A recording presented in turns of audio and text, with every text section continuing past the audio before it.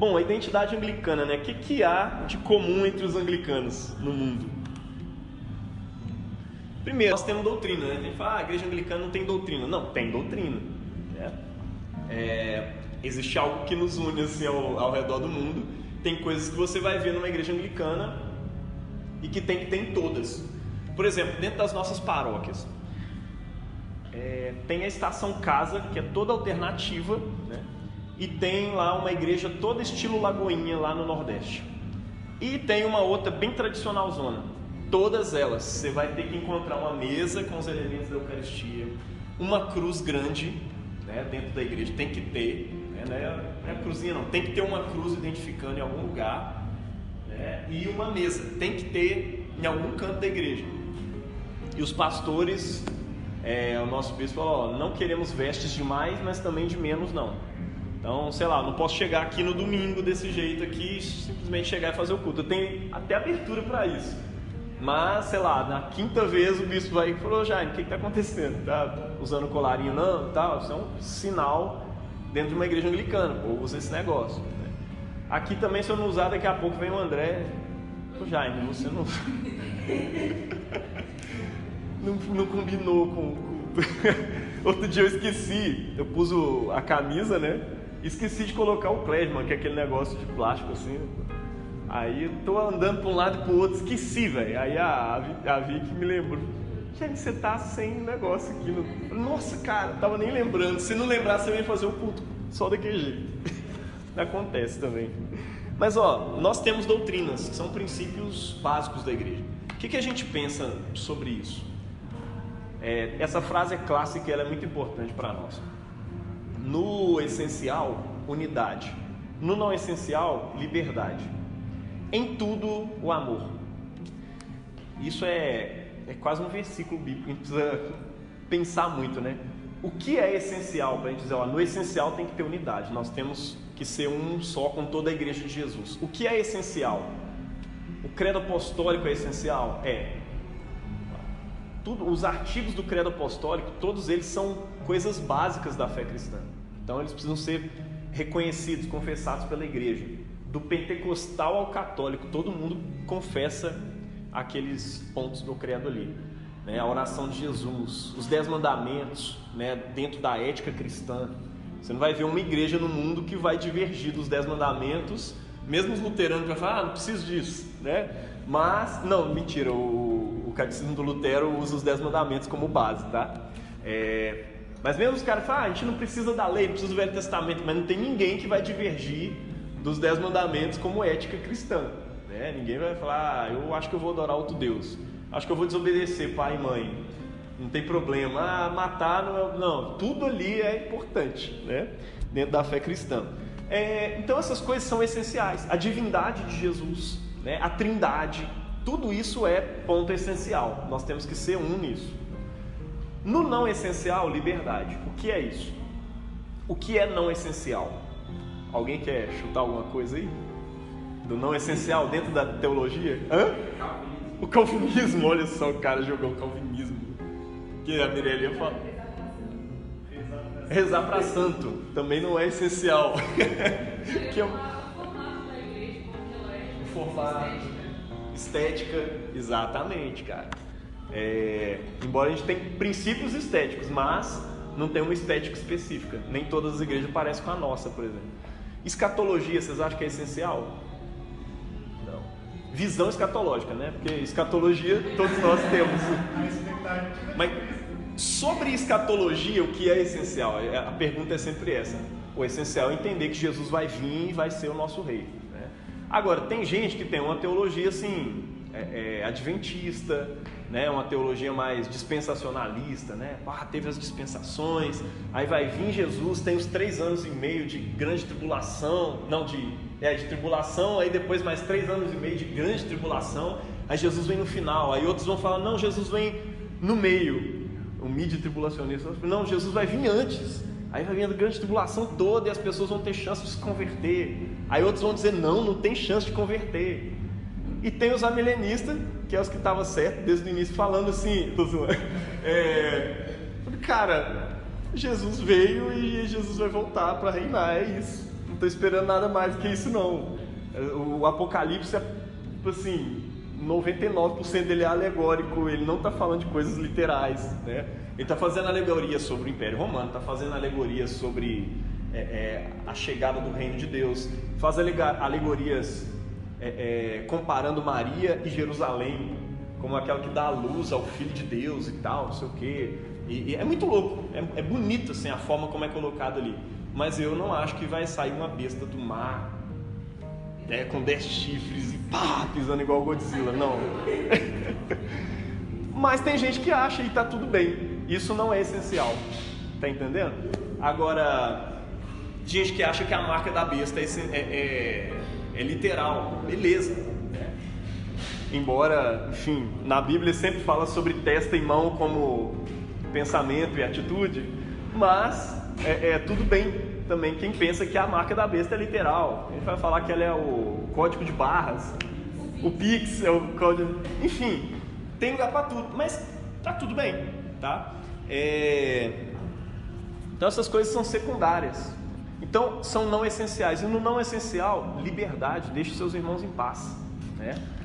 Para serem pentecostais, para serem reformados, para serem tudo, né? E em tudo, amor. Sabe por quê? Às vezes a gente pensa assim, no não essencial tem muita gente com falta de amor, né? Pisando nos outros por causa de questões não essenciais. Não, mas tem gente pisando nos outros por causa de questões essenciais também. O problema é esse. Tem gente ortodoxa demais. Eu estava ouvindo um livro do Charles Spurgeon esses dias, Simplesmente Folhas. E ele critica exatamente isso. Tem pessoas que são tão ortodoxas, mas tão ortodoxas que ele pisa nos outros, descumpre todo o mandamento de Cristo sobre o amor para poder defender a ortodoxia da igreja. Cara, isso não faz sentido nenhum. Ele é literalmente um fariseu. O fariseu no tempo dele defendia a lei, a Torá, que é a lei de Deus e tal, e para isso ele oprimia as pessoas. Então, o nosso propósito com a ortodoxia não é ferir ninguém. Então, em tudo, seja no essencial, no não essencial, amor. Tenha uma ortodoxia generosa com as pessoas. Seja generoso para falar sobre a Trindade e aceitar quando alguém discordar, sabe? Não está tudo bem, beleza, não está tudo bem, mas, cara, eu estou em paz com isso. Eu não preciso fazer uma apologética aqui para você concordar com a visão tradicional, né, sobre a Trindade. Deus vai te ajudar a crescer nesse sentido, né? Agora, sobre o não essencial, pior ainda. Deus vai te ajudar a crescer, não. Porque eu falo assim, eu estou achando que a minha visão é melhor que a sua, né? E não, a Bíblia tem espaço para muita coisa. Agora, tá bom, o pastor só prega sobre coisas essenciais? Não. A gente vai pregar aqui sobre coisas não essenciais também, no púlpito, né? Então, por exemplo, quando você me ouve pregar, você vai ouvir uma perspectiva escatológica específica. Você pode discordar dela tranquilamente. Eu estou falando, enfim, a partir da palavra, eu estou falando a partir da escritura, estou instruindo a igreja a partir daquilo que eu considero mais saudável dentro da teologia cristã, tá?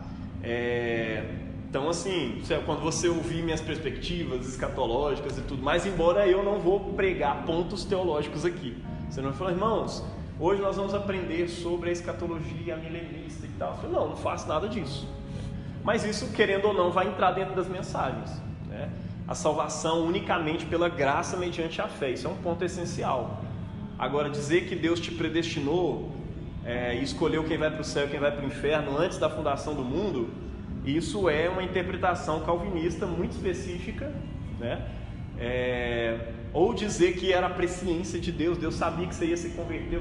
Então a gente não fica entrando nesses quesitos, a gente só prega aquilo que a palavra diz para pregar. Arrependei-vos, vai chegar o reino de Deus. Então confiem, sabe? Confiem em Deus, né? Deu para entender? Então é isso. Sem doutrina não tem identidade, né? O que é doutrina, para começar? Doutrina é nada mais, nada menos do que ensinamentos, tá? Boa parte da nossa doutrina está condensada numa fórmula didática criada na conferência de Lambert, que foi uma das primeiras vezes que se começou a pensar na comunhão anglicana e o que ela tinha que ter em comum entre todas as igrejas. E aí se pensou, esse quadrilátero Quadrilátero de Lambert, que estabelece 4 pontos assim essenciais da doutrina anglicana, tá?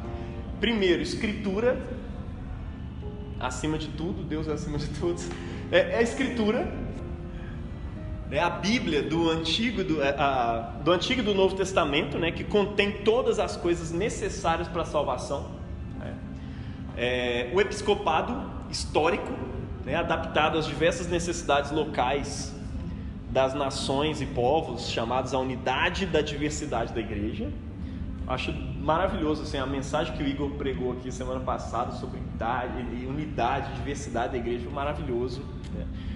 Enfim, o episcopado é uma marca da igreja anglicana. Não existe uma igreja anglicana que não seja episcopal, né? O que é episcopado? Episcopado é essa estrutura de liderança por meio de bispos, tá? Tem o bispo da cidade, os pastores locais, né?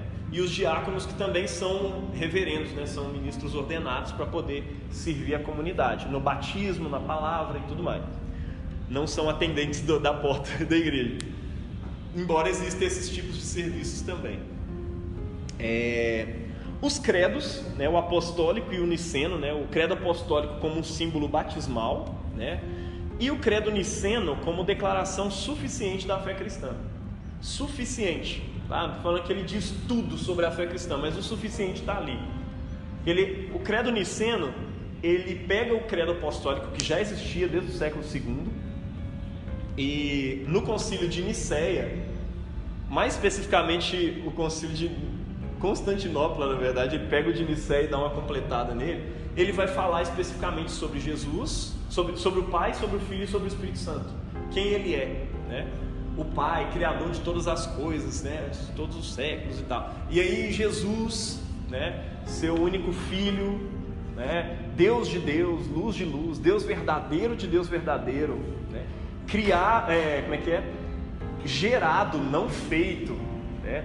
Antes da criação do mundo, né? Chega pra frente aí, mano. Gerado, não criado, né? Já tem essa pegada, porque na época lá já tinha gente falando que Jesus foi criado por Deus em algum momento, né? Creio no Espírito Santo, né? Senhor e doador da vida.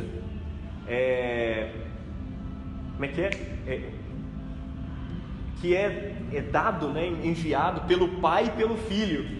Inclusive tem uma disputa assim entre a Igreja Católica e a Igreja Ortodoxa naquela época, em 1054, que dividiu a igreja só por causa dessa coisa, né? Creio no Espírito Santo, Senhor e doador da vida, enviado pelo Pai e pelo Filho. Aí, não, pelo Filho não, enviado só pelo Pai. Aí ficou aquela discussão e dividiu a igreja no meio, né? É claro, isso foi só um estupim de uma briga que já existia há muitos anos, né? Uma coisa mais cultural do que vocês imaginam. Enfim, creio no batismo, né? Um só batismo para a remissão de pecados, né? Na vida eterna, depois dessa parte do batismo, nossa, gente, não, o credo niceno, constantinopolitano, né?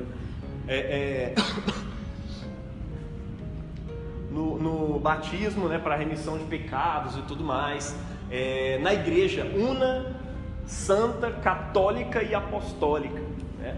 Ou seja, dentro de todos esses contextos, ele delineia aquilo que nós temos. O credo apostólico, que é esse credo batismal, ele é mais resumido, né? É o que a gente repete todo domingo.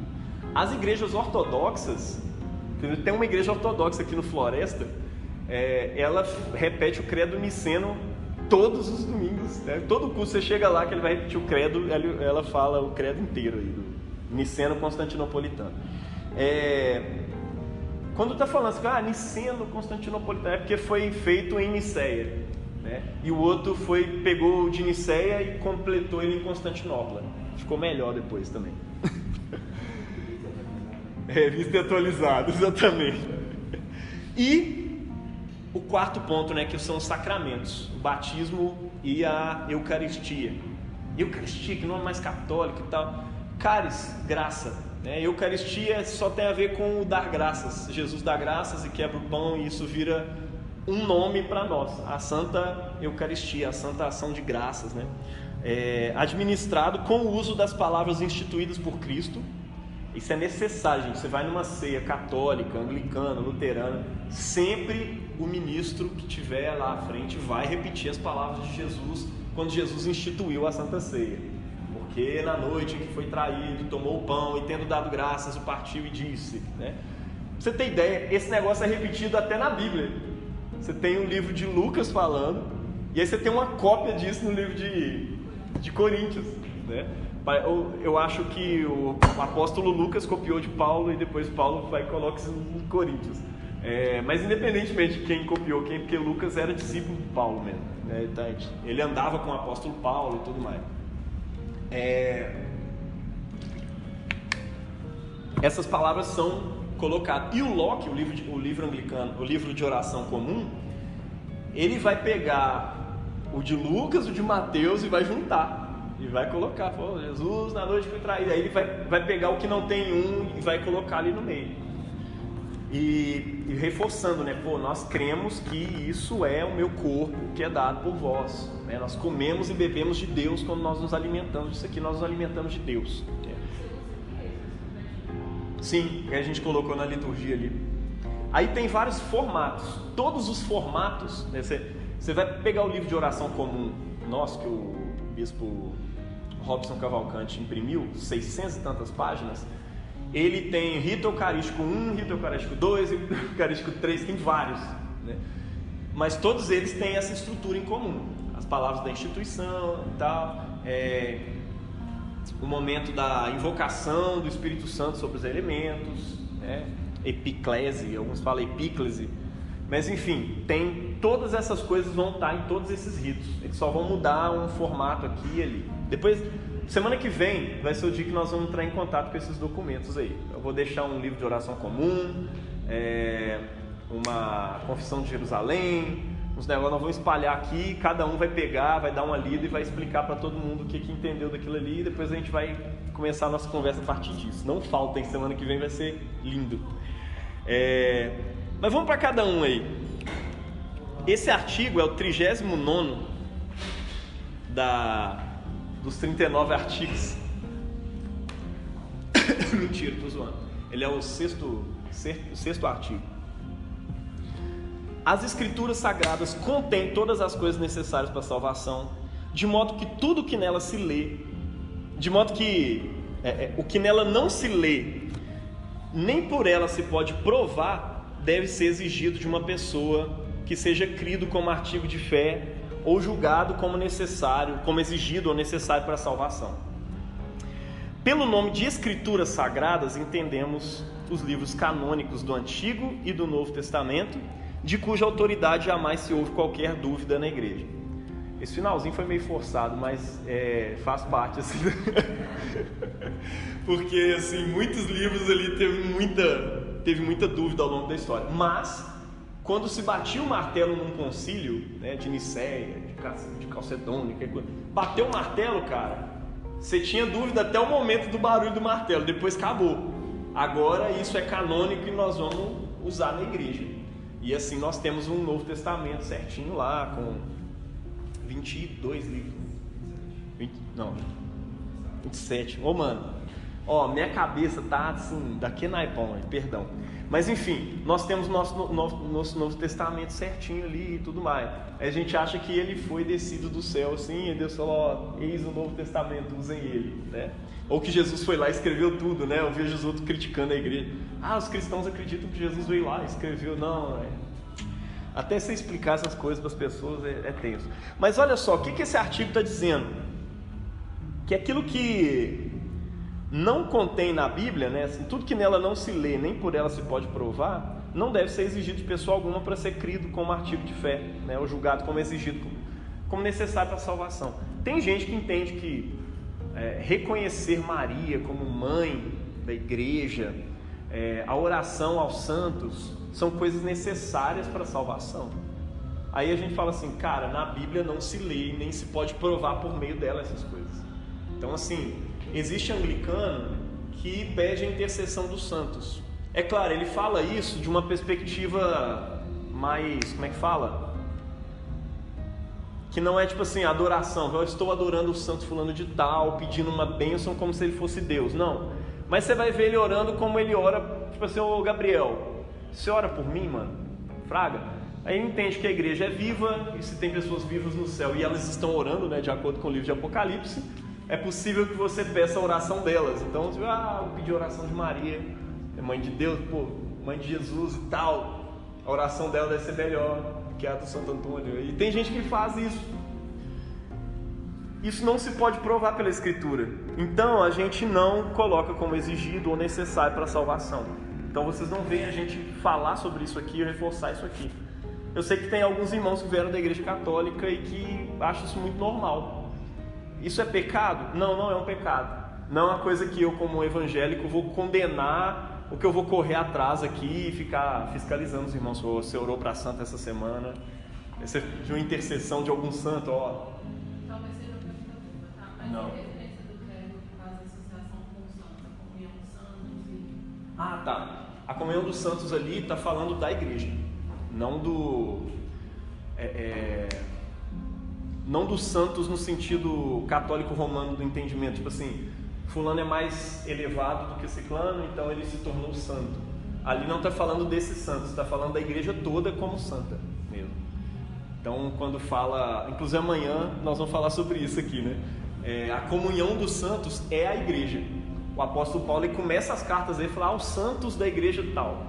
Ele não está falando só com um grupo específico de pessoas, falando com a igreja toda. Então, o credo apostólico também, escrito naquela época, tem essa mesma perspectiva, que toda a igreja é a comunhão dos santos. E é engraçado, cara, porque minha mãe, por exemplo, ela custou para sacar isso e aceitar. Eu falei, pô, eu creio na comunhão dos santos. Não, velho, santo é coisa da igreja católica. Não, meu santo é você, Santa Ivanilda. É porque assim, eu conheci o credo pela igreja católica. Uhum. Não é uma realidade para mim. Orar, né? O credo pela igreja. A gente associa o santo, a palavra santo aos santos mesmo. Exatamente. É uma coisa muito brasileira. Do próprio catecismo católico, né? Quando eu pego o catecismo, eu tenho ele lá em casa, ele é lindo assim, né? O catecismo amarelo, quer dizer, ele é feio, mas ele é lindo assim por dentro. Quem gosta de design acha aquela capa horrorosa, mas quando você pega ele para ler, aí vai falar exatamente isso, da comunhão dos santos, é a comunhão inteira dos santos, que inclusive, né, diga-se de passagem, reconhece a igreja protestante também nesse meio, faz parte dessa união, dessa unidade da igreja. Lá fala assim, não é sem motivo que eles se consideram cristãos, porque foram enxertados na igreja por meio do sacramento do batismo, realizado em nome do Pai, do Filho e do Espírito Santo. Então eles reconhecem o nosso batismo em nome do Pai, do Filho e do Espírito Santo e reconhecem que as pessoas tornaram-se cristãs a partir daí. Muito doido isso, né? Eu falo que hoje em dia tem surgido um xiitismo católico que acha que os protestantes todos vão para o inferno, sabe? É muito bizarro isso. Não é muito diferente dos evangélicos, que acham que os católicos vão tudo para o inferno. Mas enfim, isso é o que a gente crê sobre a Escritura, tá? Ela contém tudo que é necessário para a salvação. Ela fala de tudo? Não. A Bíblia não é um livro de ciência, ela não é um livro de filosofia, embora ela tenha ciência, tenha filosofia, tem um monte de coisa lá. Mas ela é um livro que conta a história do povo de Deus, de como Deus nos salva através de Jesus. Ela é um livro sobre Jesus, com vários gêneros literários diversos, né? Usando gêneros, sei lá, parábolas, mito, né? Tem um gênero mito, uma estrutura de mito também, em alguns momentos você vai encontrar isso lá, tá? Estrutura, poético, livros. O Evangelho virou um gênero diferente ainda, que não é só uma contação de história, né? Você tem gênero narrativo, tem tudo lá, né? Então a Bíblia é cheia de gêneros e ela não é um livro só, né? Ela é vários livros, um compêndio de livros, por isso chama Bíblia. Bom, episcopado histórico adaptado às necessidades locais das nações e povos chamados à unidade da diversidade da igreja. Deixa eu ver nosso tempo aqui, como é que tá, pra gente não cair igual semana passada, né? Tá bom, o tempo tá legal. É isso, o episcopado histórico, levando em conta que um bispo é responsável pela sagração de outro bispo. Pelo menos 3 bispos precisam sagrar um, né? Para que aquela linha sucessória, e isso para nós não é não é uma pedra de toque, não é aquela coisa assim, isso é precioso para nós. A gente fica lá fazendo genealogias intermináveis, como diz o apóstolo Paulo, né? Mas isso é importante, de alguma forma, dentro da tradição da igreja. Porque se a gente vai contando, né, qual bispo te ordenou, teve um outro que ordenou, e teve outro que ordenou ele até chegar nos apóstolos, né? Inclusive o Robson Cavalcante, ele coloca a genealogia episcopal dele até Agostinho de Cantuária, no livro dele lá, sobre o anglicanismo, muito engraçado. Aí vai até Agostinho de Cantuária, porque de Agostinho de Cantuária a Igreja Católica já tem até São Pedro, né? Então, tá aí, minha genealogia tá aí. Muito engraçado. Mas isso adaptado dentro das nações, dos povos, né? De acordo com as necessidades locais, as administrações ali da igreja, né? Os credos são esses, né? Escritos no tempo da igreja indivisa, né? Antes de 1054, constituem a confissão normativa da fé católica que preservamos ainda hoje. Inclusive, os resultados dos concílios é interessante vocês darem uma lida, é legal para se conhecer assim. O que foi definido no concílio tal, A gente costuma ficar junto até o concílio sétimo, né? O 7º concílio da igreja. Outros vão dizer não, só até o 3º, só até o 4º, mas de modo geral a gente concorda com tudo ali até o 7º.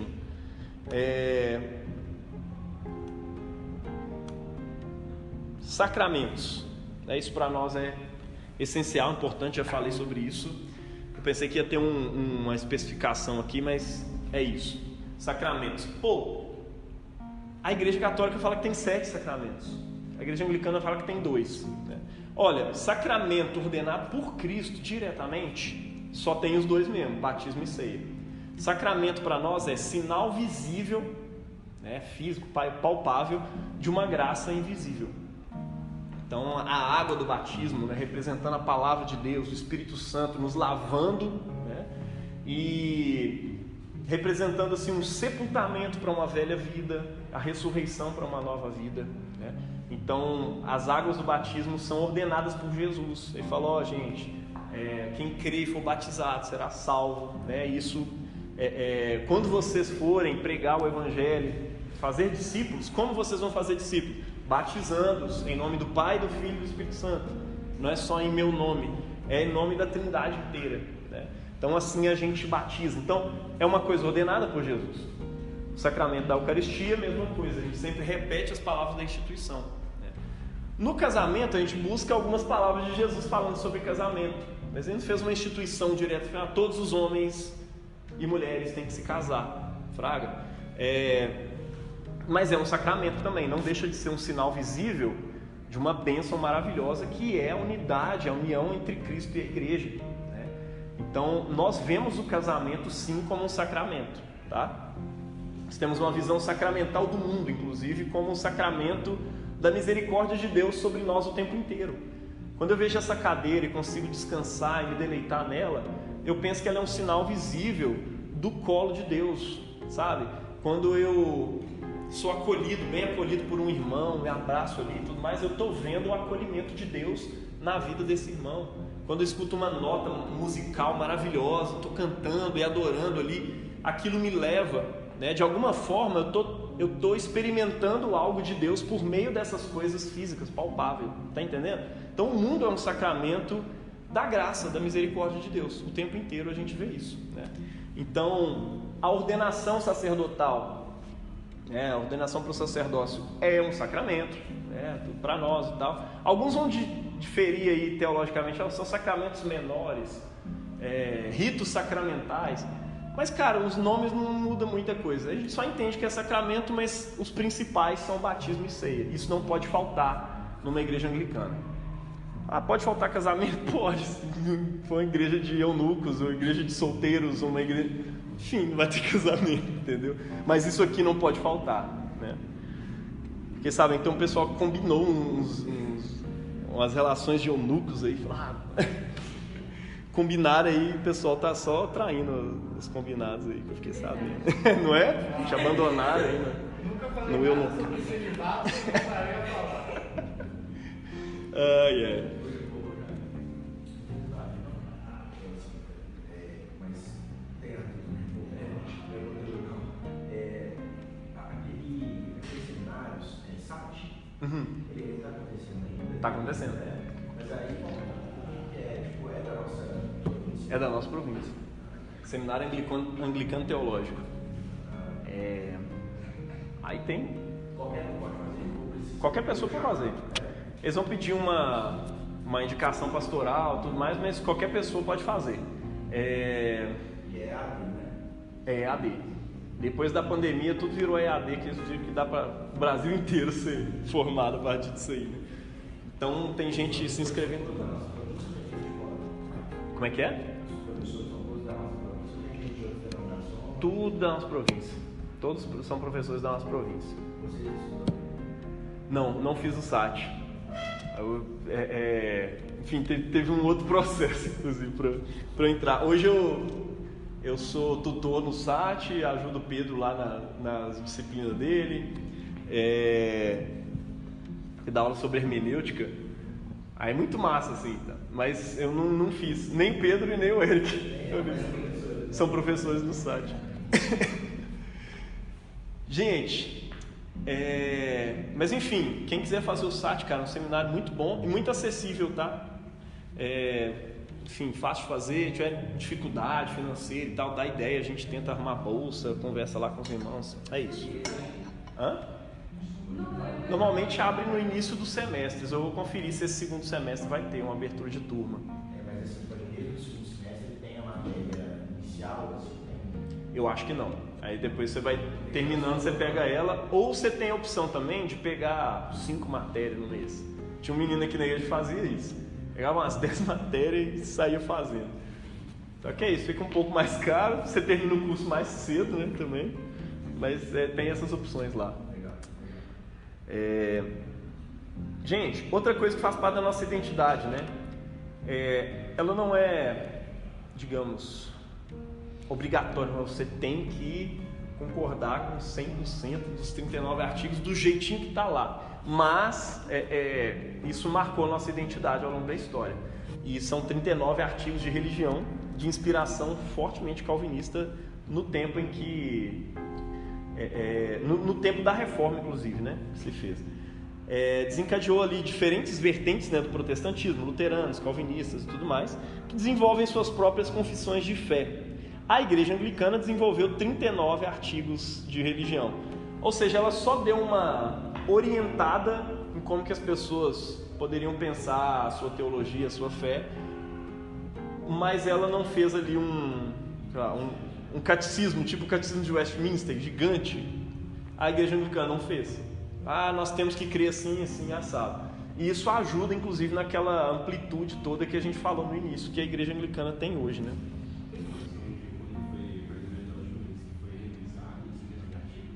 Nunca foi revisado.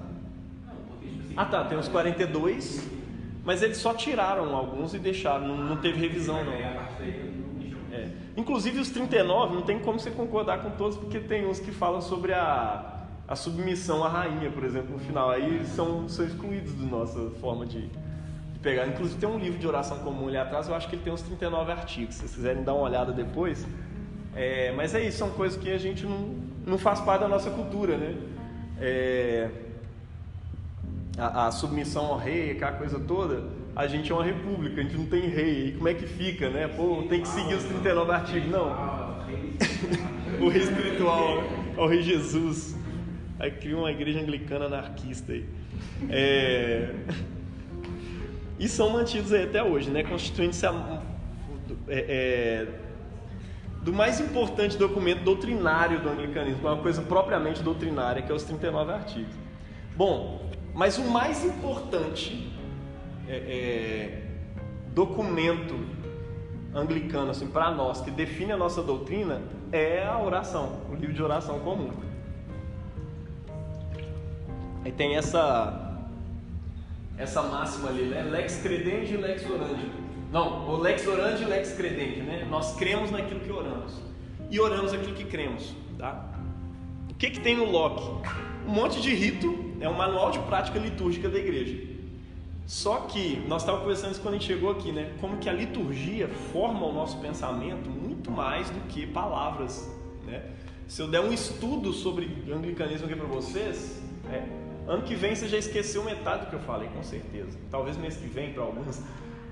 Mas a liturgia não. A liturgia forma.